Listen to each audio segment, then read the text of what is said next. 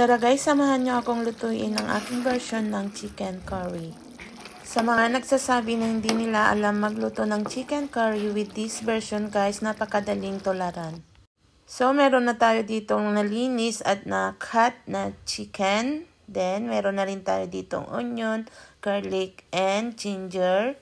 Meron na rin tayong carrots and patatas. So, ang una natin gawin ay iprito muna natin ang ating carrots at patatas ng bahagya. Then, iset aside natin for later use. Siguro guys, nagtatanong kayo kung bakit kailangan nating iprito muna ang ating carrots at patatas. Para pag dinagdag natin sa ating chicken curry ay konting luto na lang at ito ay buo-buo pa rin pag ito ay naluto na. So, pagkatapos nating hanguin ang ating pritong patatas at carrots, guys, igisa naman natin ang sibuyas, bawang at luya sa same pan na pinagprituhan natin ng ating carrots at patatas. So, pag lumabas ng mabangong aroma ng ating spices, guys, idagdag na rin natin ang ating manok at nagdagdag na rin ako dito ng patis para habang linuluto natin ang ating manok ay nanonood na rin dito ang lasa. At this point guys, idagdag na natin yung prinito nating carrots at patatas.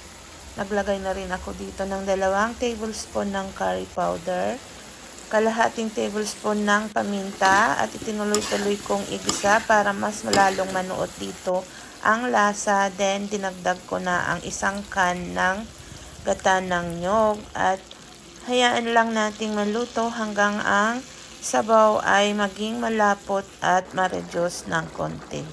Pero guys, habang niluluto natin, kailangan nating i-stir na time to time para maiwasang tumikit dito sa ating pan.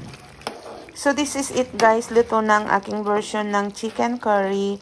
Kung napapansin nyo, mas tinalo ng coconut milk ang curry powder natin kasi dito sa amin guys, mas gusto nila yung mild lang ang lasa ng curry. Thank you guys for always watching.